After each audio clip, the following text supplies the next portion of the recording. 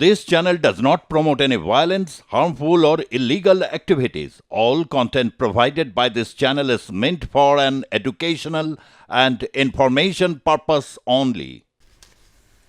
ফিরে এসেছে গিলেনবেরি সিনড্রোম। কিভাবে রক্ষা পাওয়া যাবে বিরল স্নায়বিক রোগ থেকে? গাইডলাইন নিতে আমরা পৌঁছে গিয়েছিলাম আন্তর্জাতিক খ্যাতি সম্পন্ন হোমিওপ্যাথি চিকিৎসক ডাক্তার প্রকাশ মল্লিকের দমদমের চেম্বারে। তিনি বলছেন, আতঙ্কিত না হয়ে হোমিওপ্যাথির ওপর ভরসা রাখুন।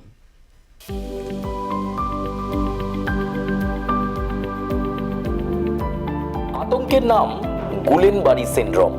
আর এই সিনড্রোমের কারণে অনেকে হয়ে পড়ছেন একেবারে প্যারালাইজ, কারণ আবার শরীরের নিচের অংশ পুরোপুরি প্যারালাইজড হয়ে যাচ্ছে, মৃত্যুর ঘটনাও ঘটছে। কিন্তু এই আতঙ্ক কিভাবে আপনি কাটিয়ে উঠবেন, কিভাবেই বা এই রোগের প্রাদুর্ভাব থেকে দূরে থাকা যায়? হ্যাঁ, আপনাকে চিন্তামুক্ত করতেই এবং এ বিষয়ে বিস্তারিত তথ্য দেওয়ার জন্যই আমরা রয়েছি ডক্টর মল্লিকের চেম্বারে।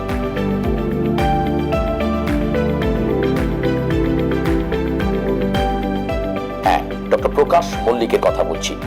গুলেনবারি সিনড্রোম নিয়ে তিনি ঠিক কি বলছেন, চলুন একবার আমরা অবশ্যই জেনে নিই। আমি ডাক্তার প্রকাশ মল্লিক, অল প্যারাসন হোমিওপ্যাথির প্রেসিডেন্ট, এবং আমি দীর্ঘ 39 বছর ধরে হোমিওপ্যাথি চিকিৎসার সঙ্গে যুক্ত আছি। এই গুলেনবারি সিনড্রোম আজকে ব্যাপকভাবে আমাদের যে আলোচনা হচ্ছে ততটা ভয়ঙ্কর নয়, তবে এটা যে বিরলতম রোগ সে বিষয়ে কোনো সন্দেহ নেই। এই আমার যে লেকচার ইন হোমিওপ্যাথি, এতে কিন্তু গুলেনবারি সিনড্রোমসের ব্যাপারে আমি লিখেছি। মধ্যবিত্ত লোকের কিন্তু এলোপ্যাথি ট্রিটমেন্ট, আমি কিন্তু এলোপ্যাথির বিরুদ্ধে যাচ্ছি না, এটা সবাই স্বীকার করবেন, প্রচুর টাকা খরচ। এবং এই ব্যাকটেরিয়াল এবং ভাইরাল ইনফেকশন যখন হয়, প্রথমে কিন্তু একটা ডায়রিয়ার টেন্ডেন্সি হয়, অনেকের সময় জ্বর থাকে, জ্বরটা এমন কিছু নয়, কিন্তু পরবর্তীকালে তার লোয়ার পোর্শনটা কিন্তু তার প্যারালাইসিস হয়ে যায়। এবং সেই লোয়ার পোর্শন প্যারালাইসিস হয়ে আবার দুটো পদ্ধতিতে হয়, একটা হচ্ছে আপার থেকে লোয়ার হয়, আবার লোয়ার থেকে আপার হতে পারে। আমি যে বার্তাটা দিতে চাইছি সেটা হচ্ছে যে আপনারা ভয় পাবেন না, হোমিওপ্যাথি চিকিৎসা আপনাকে সাহায্য করতে পারে। অবশ্যই খাদ্য খাদকের একটা ব্যাপার আছে, সেই ক্ষেত্রে বলবো যে একটা হাতটা ধুয়ে খান এবং বাইরের খাবার খাবেন না, দুগ্ধজাত পদার্থ এবং পনির জাতীয় কোনো পদার্থ খাবেন না। এবং এক্ষেত্রে আমাদের মনে হতে পারে যারা কলকাতা বা অন্যান্য জায়গায় থাকেন, এখন সব জায়গাতেই তাই, পেস্টিসাইডসের একটা ব্যাপার থাকে, সেই জন্য পটাশিয়াম পারম্যাঙ্গানেটের কিছু 10 গ্রাম 1 লিটার জলে মিশিয়ে যদি সেই সমস্ত সবজিগুলো পরিষ্কার করে খেতে পারে, তাহলে কিন্তু এর হাত থেকে রক্ষা পাওয়া যায়।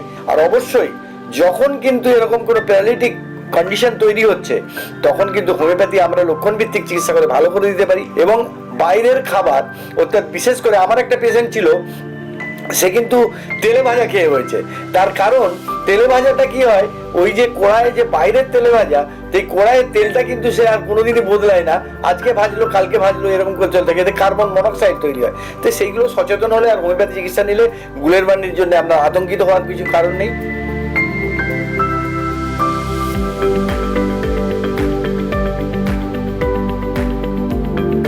মানুষকে সুস্থ রাখাটাই তার মুখ্য উদ্দেশ্য।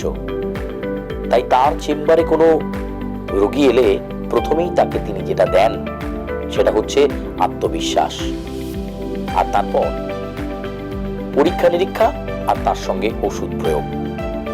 এক অভিনব এবং অনন্য মেথডের মাধ্যমে রোগীদের সুস্থ করাই ডক্টর প্রকাশ মল্লিকের উদ্দেশ্য। আর তাই তো তিনি মানুষের ডাক্তার। 39 বছর ধরে এভাবেই প্র্যাকটিস করে চলেছেন এই পশ্চিমবঙ্গের বিভিন্ন প্রান্তে।